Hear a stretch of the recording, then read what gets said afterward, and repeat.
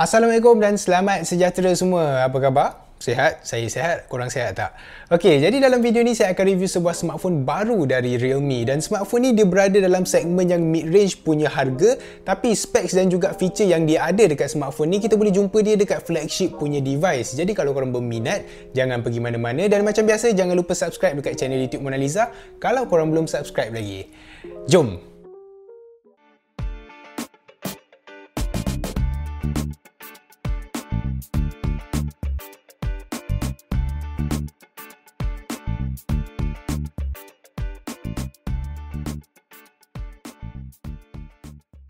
Ini dia Realme 10 Pro Plus 5G, sebuah smartphone baru dari Realme yang berada dalam mid-range punya segmen. Tapi walaupun harga dia ni mid-range, banyak benda menarik dekat smartphone ni yang kita akan tengok. Dari segi design ataupun luaran dia ni pun ada sedikit perubahan kalau nak compare dengan previous model dari Realme, disebabkan diorang ada evolution dari segi design. Tapi diorang tak panggil evolution, diorang panggil curvolution, disebabkan dekat device ni diorang guna curve display. Macam dekat Realme 10 Pro, dekat Realme 10 Pro Plus ni datang dengan 61 degree curve display dengan screen to body ratio 93.65%.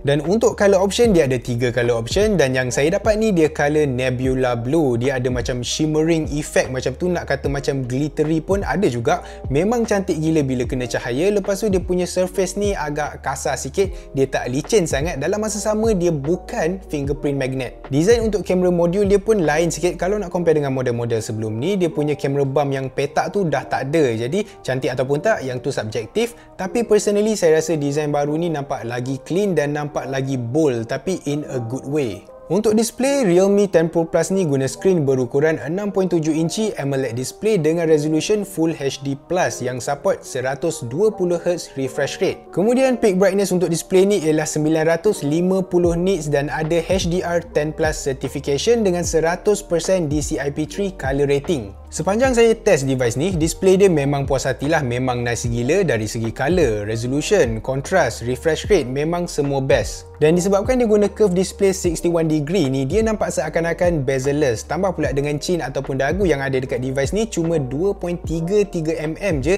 memang dia nampak super clean dan premium. Dan kalau korang rasa color yang ada dekat display ni tak cukup wow lagi, korang boleh tukar dekat dia punya display setting yang mana kita boleh enable video color boost dan juga video HDR boost. Saya ni bukan pakar HDR, tapi bila kita tengok tu sedap mata memandang. Lagi-lagi kalau kita guna HDR boost dekat dia punya display settings, lepas tu kita tengok content HDR, memang kita boleh nampaklah perbezaan dari segi high dynamic range dia. Apa yang menarik pasal skrin dia ni, selain ialah dia support 120Hz dan juga HDR10+, dia juga merupakan display pertama dekat Malaysia yang support 2160Hz PWM dimming. PWM ni maksud dia Pulse Width Modulation. Basically cara untuk nak control brightness display yang ada dekat smartphone kita. Jadi lagi tinggi frekuensi dia, lagi bagus. Untuk typical display yang kita selalu jumpa dekat smartphone, selalunya di sekitar 480Hz PWM dimming. Contoh macam dekat iPhone 14 punya line up. Tapi dekat Realme 10 Pro Plus ni kita dapat 2160Hz,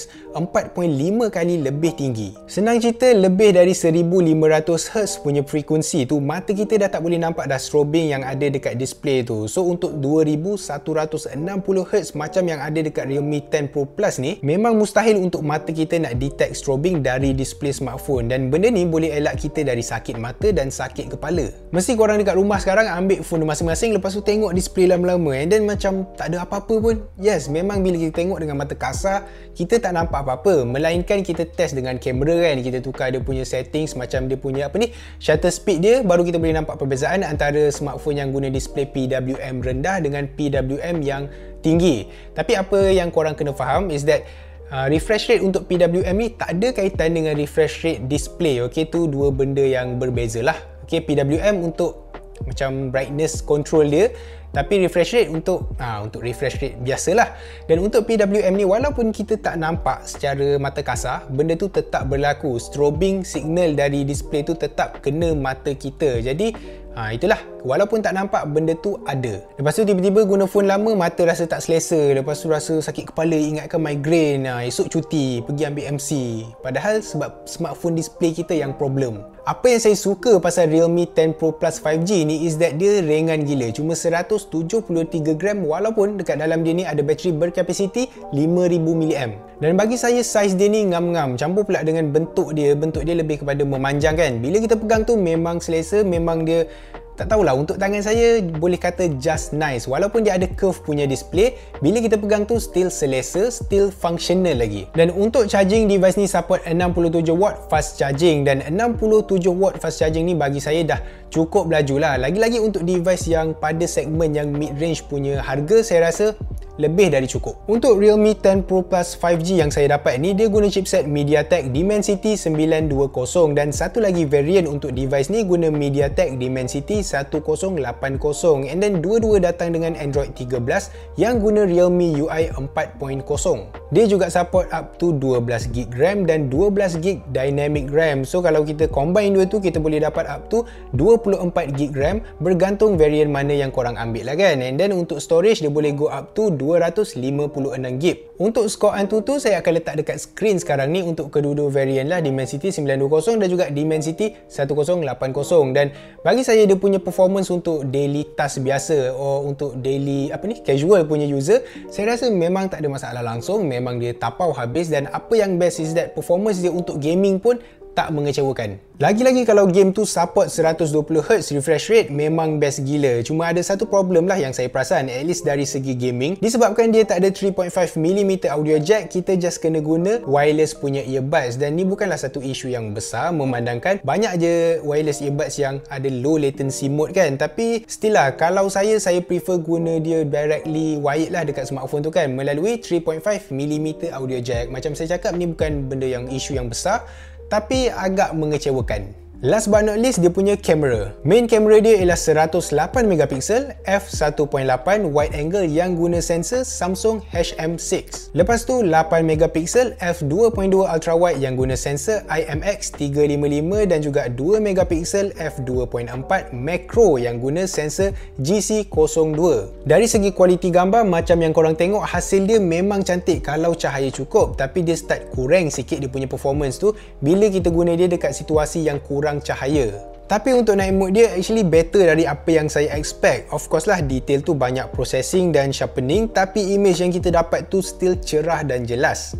Dan overall untuk dia punya kamera ni, memang korang boleh dapat image yang cantik. Lagi-lagi bila korang guna main kamera dia ataupun main sensor dia yang 108MP tu, walaupun ada sedikit, bukan sedikit lah kan, ada dia punya digital sharpening, digital processing dia tu, yang tu tak boleh nak lari bila kita guna kamera yang ada dekat smartphone. Tapi still saya rasa bila kita ambil gambar dengan cahaya yang cukup, kita edit pun ok semua tu, saya yakin korang boleh dapat gambar yang cantik, image yang cantik. Nak post dekat Instagram, dekat mana-mana, saya rasa tak ada masalah, lebih dari memadai dah dia punya kamera tu. Plus yang 108MP tu actually contain banyak juga detail dekat dalam gambar dia tu. Dia not as bad dengan yang sensor lain lah. So mungkin korang boleh, boleh zoom sikit ke apa kan, tapi still saya rasa cukup bagus lah. Jadi sesuai untuk mobile photographer dekat luar sana ataupun mobile street photographer. Sebab selalu street photographer tak nak bawa kamera yang besar-besar, nak bawa yang compact, yang kecil, yang senang kan, nak bawa pergi travel ke apa.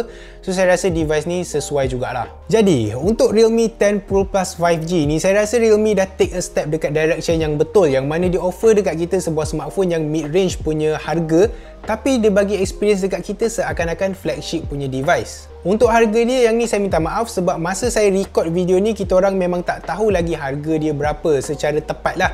Tapi kita orang dah tahu yang harga dia ni mid range punya price. So kita orang anggarkan lebih kurang 1,600 hingga 1,800 lebih kurang macam tu. Tapi minta maaf sebab kita orang tak boleh nak bagi tahu exact price dia berapa.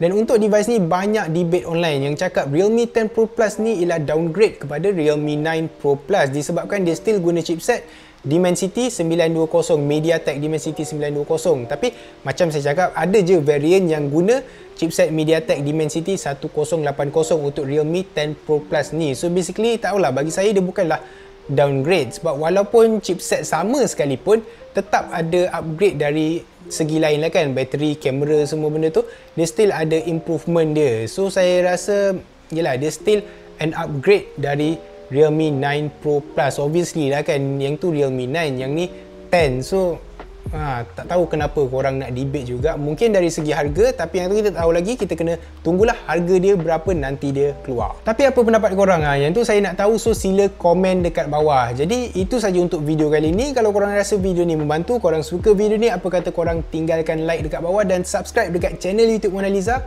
kalau korang belum subscribe lagi. Jadi terima kasih sebab tengok video ni sampai habis, dan itu saja dari saya Adli di channel YouTube Mona Lisa. Bereboh. Jumpa lagi.